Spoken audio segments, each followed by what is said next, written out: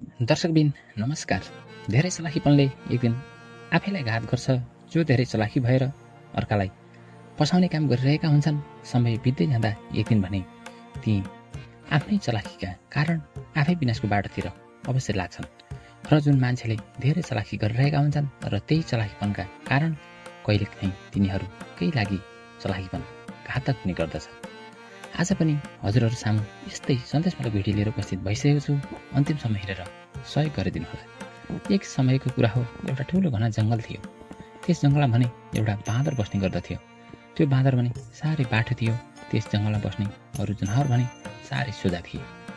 त्यो बाँदरले भने त्यस जङ्गलमा बस्ने सबै जनावरलाई ठग्ने गर्दथ्यो र सोझा जनावरलाई सधैँ काममा लगाउने गर्थ्यो र आफ्नो स्वार्थ पुरा गर्थ्यो। बाँदरले कहिले लखर्केलाई झुटा कुरा गरेर ठुला रूपमा चढाएर फलफुल टिपेर आफ्नो लागि ल्याउन लगाउँथ्यो भने कहिल्यै जङ्गलमा भएका हरिण र मृगलाई डर देखाएर आफ्नो लागि खाना ल्याउन लगाउँथ्यो। र त्यस जङ्गलमा भएका सबै जनावर त्यही बाँदरकै डर र चलाखीका कारण दिन प्रतिदिन निराश भइरहेका थिए। तर बाँदर भने म जस्तो कोही छैन भनेर सधैँ गर्वका साथ नाच्ने रमाउने गरिरहन्थ्यो र आफ्नो जस्तो दिमाग र बाटो यो जङ्गलमा कोही जनावर नभएको जिकिर गरिरहेको थियो। एक दिन भने त्यो जङ्गलमा ठुलो बाघ आयो। वनमा भएका सबै जनावरहरू भने कति बेला बाघको शिकार हुन्छ भनेर डराउन थाले। तर त्यो चलाक बाँदर भने अब यो बाघलाई कसरी फसाउन सकिन्छ भनेर उपाय निकाल्न थाल्यो र भोलिपल्ट बिहानै बाघलाई पनि फसाउनु पर्छ भनेर सरासर बाघ बस्ने स्थानतिर बाघलाई भेट्न गयो। बाघ भने आनन्दले सुतिरहेको थियो। बाँदरले पनि बाघ सुतिरहेको नजिक गएर एउटा ठुलो रुखमा चढ्यो र बाघलाई भन्न थाल्यो, बाघ महाराज, तपाईँ जस्तो बलवान त यो जङ्गलमा कुनै जनावरहरू पनि छैन। तर पनि तपाईँलाई जङ्गलमा भएका सबै जनावरले गाली गर्ने र हेप्ने गरिरहेका छन्। त्यसैले तपाईँ जस्तो बलवान महाराजलाई गाली गर्ने र अपेलना गरेको मलाई पनि पटक्कै मन परेन। त्यसैले महाराज, तपाईँ यो जङ्गलको ठुलो राजा बन्नुहुन्छ भने म तपाईँलाई एउटा राम्रो उपाय सिकाइदिन्छु भनेर तपाईँ सामु आएको हुँ।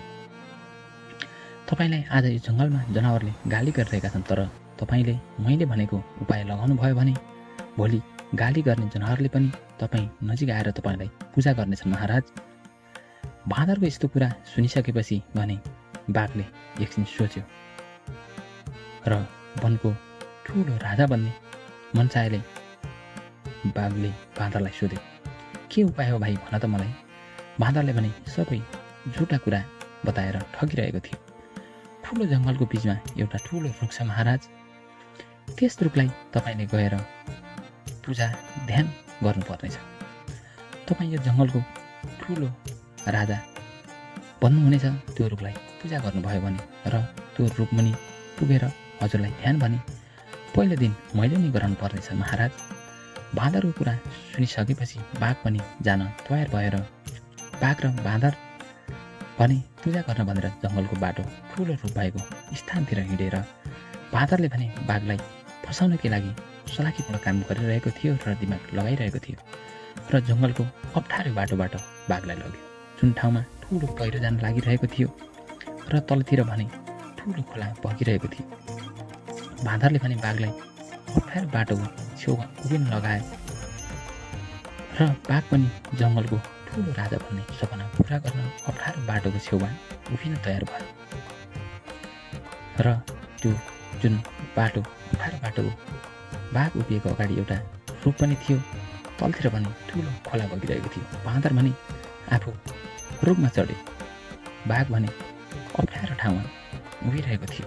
त्यत्तिकैमा बाँदरले रुखबाट भन्यो, महाराज, दुवै आँखा बन्द गर्नुहोस् र त्यस जङ्गलमा भएका सबै जनावरलाई नछुटाएर ध्यान गर्नुहोस् र अगाडि बढ्नुहोस्। बाघ भने आँखा बन्द गरेर अगाडि बढ्न थाल्यो। बाँदर भने रुखमा खुसी हुँदै अब बाघलाई पनि फसाइयो भनेर खुसीले चिच्चाइरहेको थियो। तर अचम्मको कुरा बाँदरलाई पनि थाहै भएन। माथि पहाडबाट ठुलो पहिरो खस्न लागिरहेको छ भनेर। बाँदर पनि बाघलाई फसाइयो भनेर बाघतिर ध्यान केन्द्रित गरिरहेको थियो। त्यत्तिकैमा भने माथिबाट पहाडबाट ठुलो ढुङ्गा लडेर आएर बाँदर चढेको रुखको फेदमा ड्याङ्न लाग्यो। रुखको फेदमा ठुलो ढुङ्गाले लागेर रुख बेस्तरी हल्दियो र बाँदर भने त्यही ठुलो बाघको अगाडि भुइँमा ड्याङ्न खस्यो। बाघ भने रिसाएर भुइँमा खसेको बाँदरलाई च्याप्प समातिएर बाघ गर्जिँदै भन्न थाल्यो, "तँ यो जङ्गलमा धेरै चलाखी बनेर मलाई जस्तै सबैलाई ठग्ने काम गरेर बसेको रहेछस्। आज तेरो अन्तिम दिन हो। अब तेरो अन्त्य मेरो हातबाट हुन्छ।" बाँदर भने बाघको पन्जाबाट फुत्त खोलामा हाम फाल्यो। त्यस दिन बाँदरको चलाखीले बाँदरलाई नै ठुलो नोक्सानी पुर्यायो। बाँदरले बाँच्ने मौका त पायो, तर बाँदर भने बेसरी घाइते भइसकेको थियो र त्यस दिनदेखि बाँदर भने त्यो जङ्गल छाडेर भाग्यो र त्यो जङ्गलमा भएका अरू जनावर शान्त र आनन्दले बसे। जनावरले भने त्यस दिनदेखि कहिले पनि त्यो बाँदरको विश्वास नै मान्न छाडे। चलाखीले समयअनुसार फाइदा त दिन सक्छ, तर जब त्यसमा घमण्ड मिस्दै जान्छ त्यही चलाखीपनले एक दिन आफैलाई घात गर्छ। भनिन्छ, जसले अरूका लागि खाडल खन्ने गर्दछ त्यही खाडलमा एक दिन त्यो आफै पर्ने गर्दछ। राम्रो सोच र राम्रो व्यवहार बिना प्रयोग भएको बाटोपनले अन्तिममा आफैलाई घात गर्छ र अरूलाई फसाउने योजना बनाउने व्यक्ति एक दिन आफै बनाएको योजनामा फस्ने गर्दछ। दर्शकबिन, हजुरहरूलाई यो भिडियो कस्तो लाग्यो अन्तिमसम्म हेरेर सही गरिदिनु भएकोमा धन्यवाद। फेरि पनि यस्तै भिडियो लिएर उपस्थित हुने नै छौँ। हाम्रो च्यानल हेर्दै गर्नुहोला।